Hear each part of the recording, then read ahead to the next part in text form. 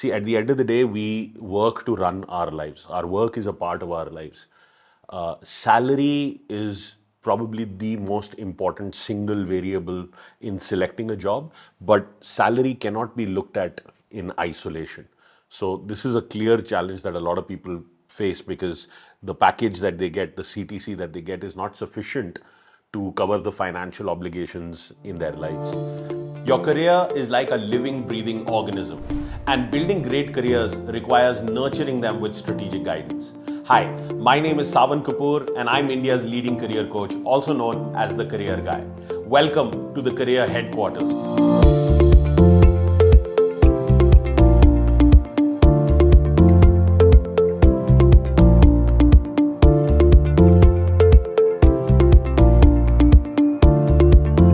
The most comprehensive career podcast on the internet, where I will bring you groundbreaking insights on everything career related. Whether you're seeking a career abroad or wanting to switch industries, whether you are entry level or a mid career professional or a senior leader, I have seen it all. As an award winning CEO of one of the largest and most profitable beverage alcohol companies, my career spanned 3 continents, multiple industries, and provided me with an accelerated roadmap to the very top. So if you want to build an exceptional career and 3x your paycheck, this podcast is for you.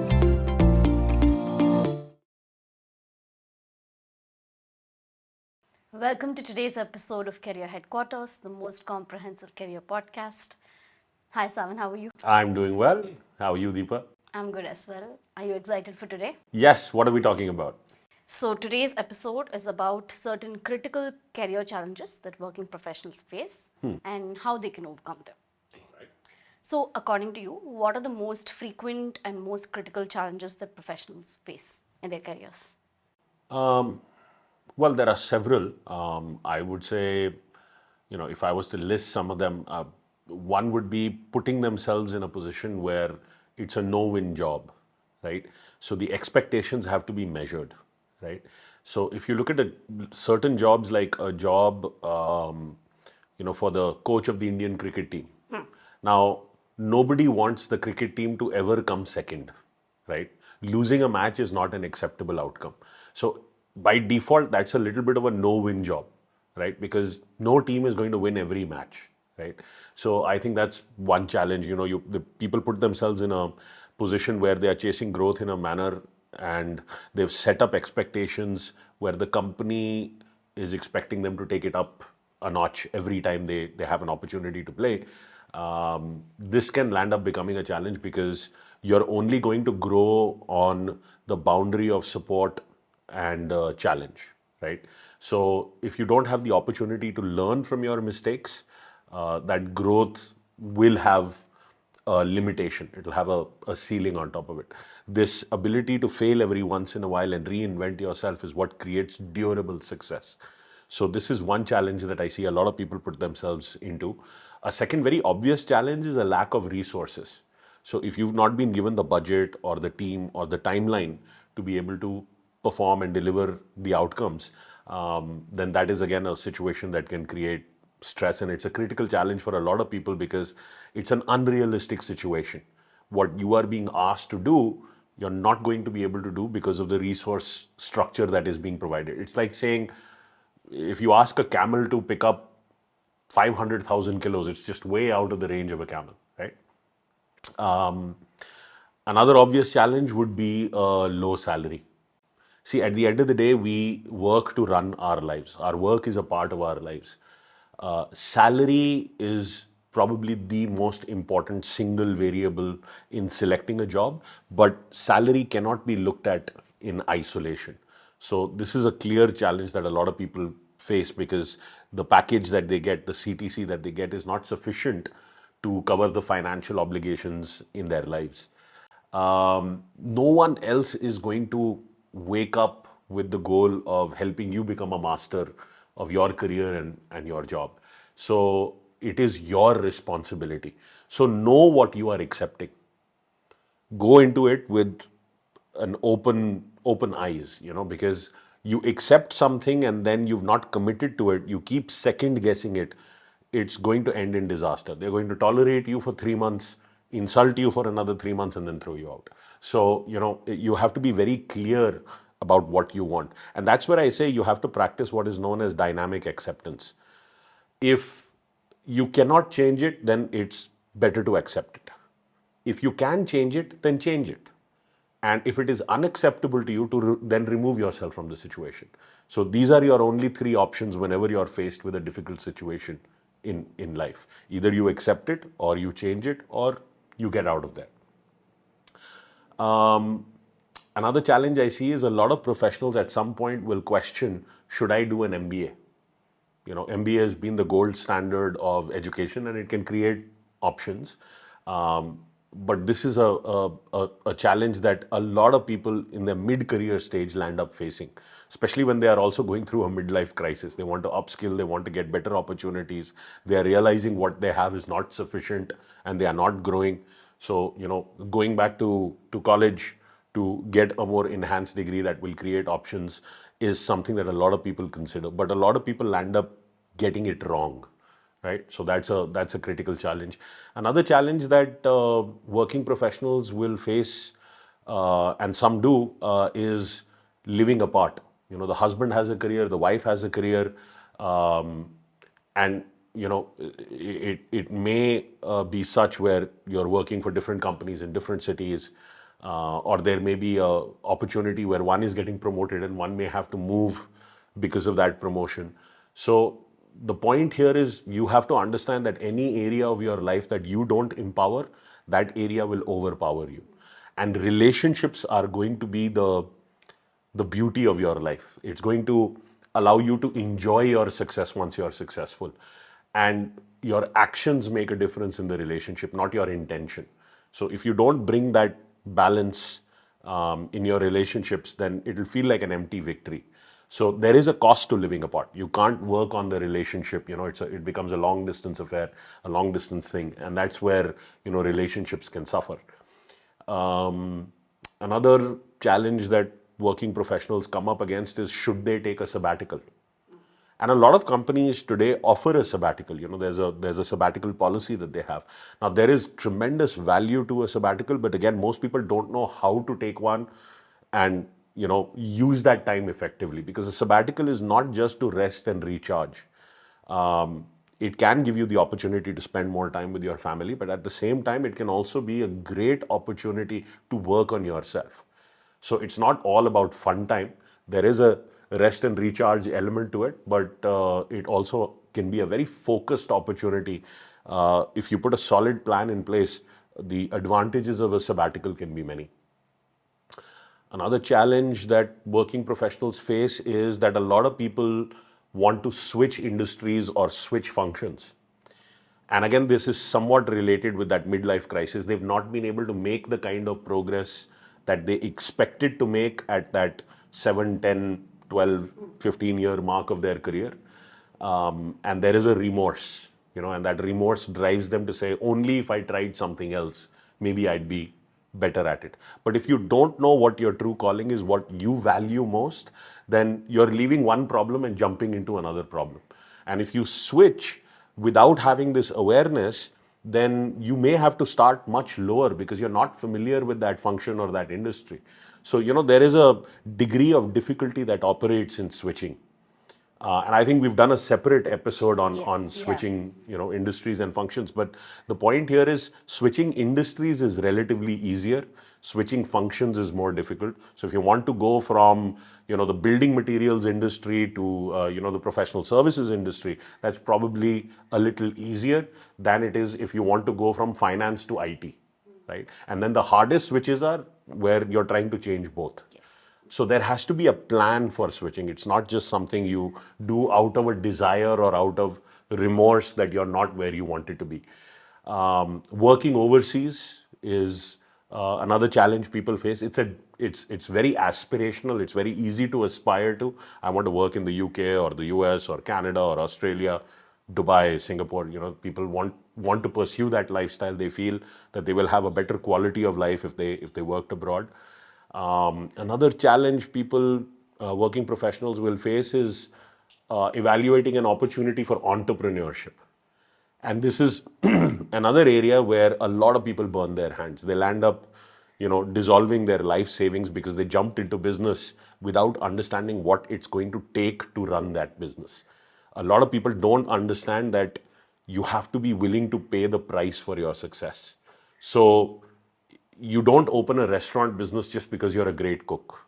If you're a great cook, cook a meal for your family at home. Don't open a restaurant, because that's a commitment of cost and time and resources, and you're going to have to hire staff, you're going to have to train them, you're going to have to keep the books, deal with vendors, manage food cost, generate demand, get customers, do billing and bookkeeping. There's a lot more you'll have to do beyond cooking that you may not know how to do or you may not enjoy as much. So unless you're willing to pay the price for that success, entrepreneurship can be an experience that can leave one, badly damaged, especially if you don't know how to internalize the value of what it taught you. Even a failed experience has tremendous power to teach you. Another challenge I'm seeing is the generational communication gap. So if you look at larger companies today, if you look at the workforce today, there are 4 different generations working across the workforce. And people who are, let's say, 50, 60 years of age, their communication, their methodology, their understanding of technology is very different versus the new people coming into the workforce today. So this generational communication gap can cause some distress in and be a challenge in communication and how smoothly operations work. An unreasonable culture is another one, where it's all about juicing the employee to the maximum. There's no respect for your private time. Working for an unreasonable boss, somebody who can get very harsh, very difficult to work with, doesn't have the leadership skills, but yet is in a position of power and authority to exert influence over your career. So these are some of the general challenges that I see that people today are facing in the job market, in the world of employment. All right. Uh, you spoke about the lack of resources challenge. I can see how this would be frustrating for many professionals. So, can you shed more light on this challenge? Right. So I spoke about this, I think, in another episode as well. When you start a role, you're supposed to have these 5 conversations with your supervisor, and these 5 conversations are: one, how do they diagnose the situation, understand what they consider the problem or the opportunity to be. 2, what is their expectation of success? What is their definition of considering that you got the job done? So this is your KPIs, your KRAs, and all of the soft elements, as well as things like upholding the company's core values that you need to understand. The third is their management style. How do they want you to report to them? Is it going to be a daily phone call? Is it going to be a daily report email? Is it going to be both? A weekly recap of what all got done as far as the strategic objectives are concerned? A monthly meeting to tackle the big issues that you're facing? So, you have to fit into their mission. So understanding this is going to be critical. The fourth conversation is the resources conversation, and that is where you need to understand that you are being provided with the timelines, the financial resources, and the people resources to be successful. You have to make a case for that, because your career is your responsibility. And the fifth conversation is the conversation around what's in it for you. How will you grow if you're able to deliver the outcomes? See, if the resources are provided to you, then there is no excuse left, right? And a lot of people get into this cover your own behind syndrome, where they're splitting hairs and they're getting into conversations that are not productive, because despite being provided the resources, they were not able to deliver what they had promised. Now, it could be a problem where they've over-promised and then under-delivered, which is again a challenge that working professionals face, especially to get the job. They set the expectation too high. But even in situations where that has not happened, if you've not prepared for these 5 conversations, if you've not had that resource discussion, then you have left your career to chance.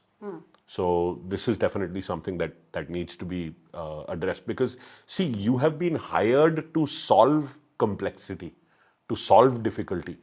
If it was easy, you would not be needed. So one has to be very clear that you're here to tackle a difficult situation. And even if, let's say, 80% of the resources were provided, that still gives you a fair shot at being able to achieve the outcomes. Maybe the timeline would be a little longer. That's absolutely fine. As long as you also make it a dynamic and workable solution, I think, an organization will be able to see eye to eye with that. All right. This is something that a lot of working professionals ponder over. Is it better to have a job where one experiences professional fulfillment or a job where one makes more money? Well, it goes back to what you value more. But I think looking at this as an either or is not the right way to look at it. Yes, these forces do compete. So, I mean, if you look at the two sides of the career coin, one side is the financial reward, the salary, the remuneration, the CTC that you get. And the other side is the professional satisfaction or professional fulfillment that you will achieve. And that will only happen if your work is having an impact. So if these are the two sides of the coin, your work-life balance is the edge of that coin, right? And these forces do compete, but it is possible to have it all. And that only happens when you have the personal development to set up the right parameters and right boundaries. Of course, to do great work, you're going to have to stretch, right? But if that stretching is becoming chronic, if you're staying back every day at the office for another 2 hours to complete your workload, something is off. It could be off in your efficiency, it could also be off in the culture, right? There was recently a post on LinkedIn where a company had instituted a software where when the shift is over, the computer shuts down. It's like a message comes on screen. Now, I'm giving an exaggerated example here. That message that comes on screen says, your shift is over, please shut down your work and go home. Now, such a post will find a lot of likes on social media. It's very pro-employee. And I can understand the point that was being communicated, but I can tell you this is not going to become a policy across organizations, especially for ambitious organizations and ambitious working professionals. But you do have to draw the line somewhere. And it's important that the range at which you are drawing the line and your company is accepting you drawing the line are in the same ballpark, right? So that is what creates a good fit in that environment. So this is something that has to be recognized because it's not mutually exclusive completely. It goes back to understanding the definition of a dream job. So a dream job is a job that pays you incredibly well, where your total profile can be applied very relevantly to the extraordinary needs that the company has, the needs that go beyond a job description, where you can create breakthrough value and deliver incredible impact. And it also provides you a culture where you fit well, because when your value system and the company's value system is in alignment, then you will get a much more supportive environment to work in. But if that's not the case, you will keep butting heads with the culture of the company and not be able to play the A-level game. So see, the salary is the outcome. It measures how effective and how relevant you are. So if you look at being a value giver, your ability to influence salary is much greater rather than just worrying about what package you're getting, right? So I think I've been able to make the point in saying this cannot be looked at as two competing forces while they do compete. So there has to be a street smartness in how you perceive this. All right. You were talking about MBA. So, what is the value of a postgraduate degree, such as an MBA? This is something that a lot of professionals need to make a decision about. I think today the world is moving more towards micro learning, right? Smaller, shorter courses, because they are realizing that you can't load somebody up with 2, 3, 4 years of education and then expect them to use that for the rest of their lives. That said, the MBA, as I was saying earlier, does remain the gold standard for the business community, the business world, if you will. There is value if you do it from the right institution. It cannot just be a rubber stamp. You don't just want to get a line on your resume that says you're an MBA. So if you go to the more premier institutes, ones that have an MBA that is very experiential and field oriented, not just an MBA that is a program where you get to spend 6 months in Brazil or 6 months in the US. It's not just about going international. So that is a very appealing marketing strategy from the institutions, but it has to be applicable. You're making an investment in upskilling yourself to be able to solve greater complexity. So if you go to institutes that are renowned for that, not just the A-grade institutes, institutes who get it right on the ground, that's what you're really looking for in an MBA. Because please understand, this should enhance your ability to step into your gift. Your education will open certain doors for you, right? It's the entry to the building that is your career, right? But it is your results, your hard work that will help you take the elevator to promotions and higher floors. And if you want to make it to the very top, to the terrace, then that track record has to be absolutely stellar. So an MBA as a strategy to open that door to more appealing environments is a great strategy. It may not be the only strategy you use, but it can be a great strategy. So for the right individuals, for the right career track records, it can be a huge advantage. But it's also a major investment. An MBA today is not cheap. It's going to cost lakhs of rupees to get an MBA from a renowned institution that really has got it right. So the costs and benefits have to be evaluated. All right. Working abroad is a very appealing prospect for a lot of professionals. So, if one wants to start working on international opportunities, what do they need to keep in mind? See, this game becomes much easier if you already have immigrational access to that nation. So, if you're already a permanent resident of Australia or Canada, then that entire economy is open to you. You can apply for all of the jobs that are posted in that economy.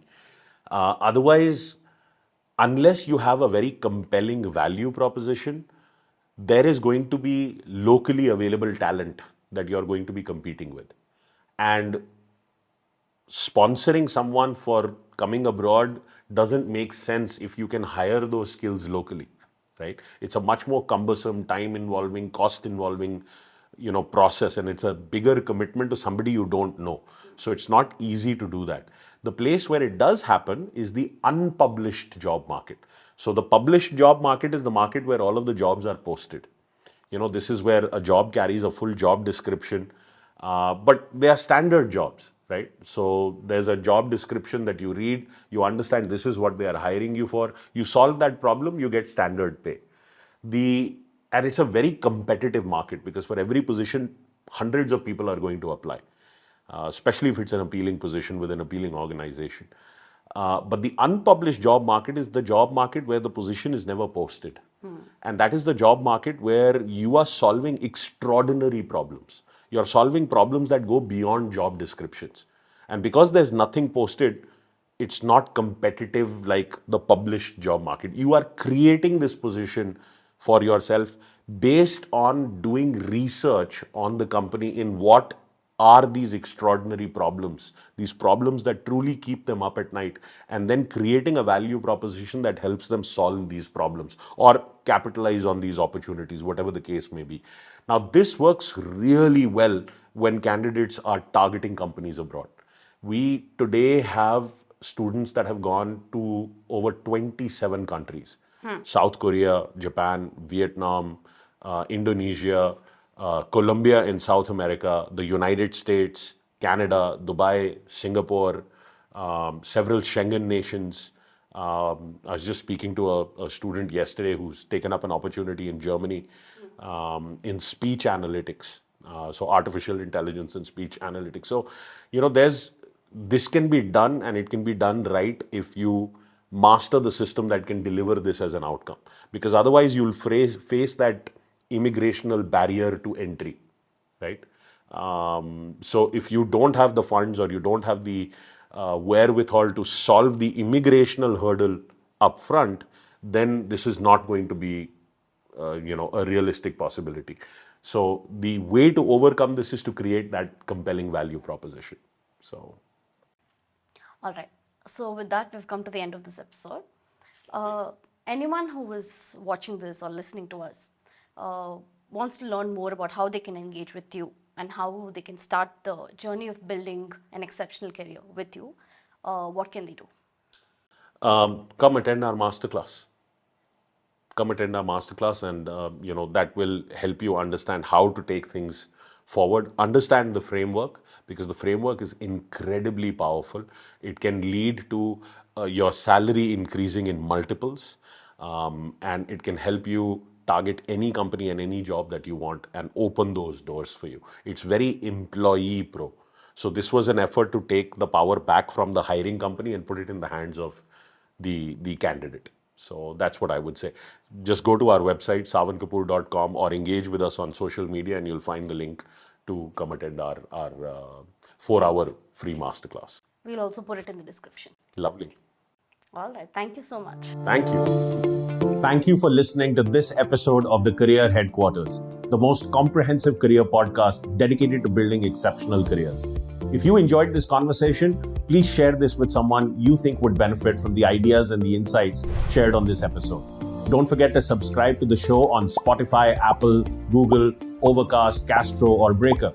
If you want to learn more about building an extraordinary career for yourself, I invite you to come attend my free Power Up Your Career live workshop.